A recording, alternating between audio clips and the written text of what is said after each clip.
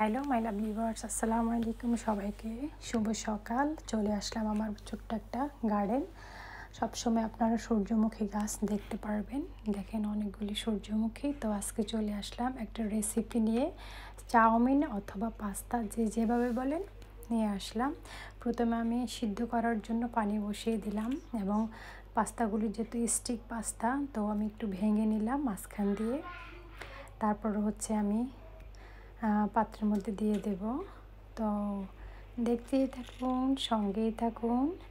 আর এর মধ্যে হচ্ছে আমি কিছু মাংসকে স্লাইস করে কেটে কিমার মতো তৈরি করে নিলাম। মাংসের কিমা, টমেটো কুচি, পেঁয়াজ, আর এদিক দিয়ে আমি সকল পাস্তাগুলি দিয়ে দিলাম।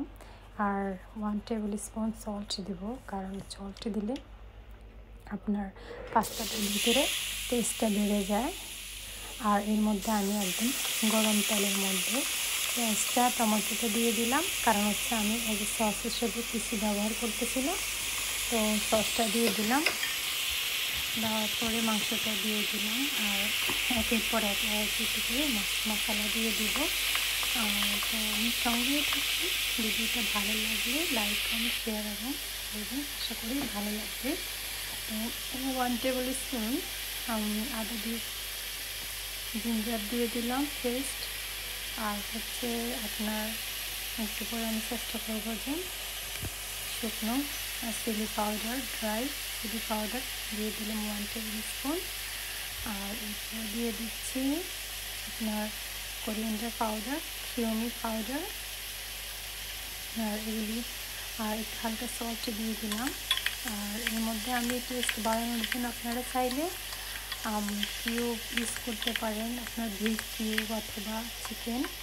আর আমি ইউজ করেছিলাম আপনার ম্যাগি মশলা পাউডার, যেটা নুডলসের সাথেই থাকে টেস্টটা আসার জন্য পাস্তার। তো এগুলি দিয়ে আমি নাড়াচাড়া করে নিলাম। এগুলি এখন সিদ্ধ হওয়ার জন্য বসিয়ে দিলাম। আর একটু পানি দিয়ে দেব যেন মোটামুটি সিদ্ধ হয়ে আসে। এই তো সিদ্ধ হচ্ছে, আমি কভার করে দিলাম। তো এর মধ্যে আমার পাস্তাটাও সিদ্ধ হয়ে আসতেছে। মিনিমাম 15 মিনিটস আপনার বয়েল করলাম। দেন দেখলাম যে মোটামুটি পারফেক্ট সিদ্ধ হয়ে গেছে। তো আমি এগুলোকে সেঁকে নেব একটা স্ট্রেনারের মাধ্যমে। স্ট্রেনার নিয়ে আমি পানি ছেড়ে দিলাম। তো মোটামুটি যেন পাস্তাটা একটা আরেকটার সাথে লেগে না যায়, যেহেতু বয়েল করার পরে একটা স্টিকি ওয়াটার বের হয় পাস্তার থেকে। তো ওই কারণে আমি ঠান্ডা পানি দিয়ে ওয়াশ করে নিলাম।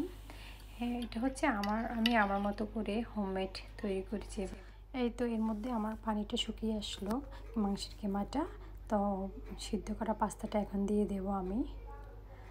তো দেওয়ার পরে মোটামুটি অনেকক্ষণ মিক্স করতে হবে। আসলে মিক্সের উপরে ডিপেন্ড করবে টেস্ট কতটুকু হবে পাস্তাটা। তো আশা করি ভালোই লাগবে, সঙ্গে থাকুন। তো আসলে অনেকক্ষণ মিক্স করতে হয়, যেটা তো ভিডিও শেষে বলা হচ্ছে যে লাইক, কমেন্ট এবং শেয়ার অফকোর্স থাকবেই, এবং সাবস্ক্রাইব করে নেবেন। কোনো ভুল ত্রুটি হলে ক্ষমার দৃষ্টি দেখবেন। এই তো আমার পাস্তাটা রেডি।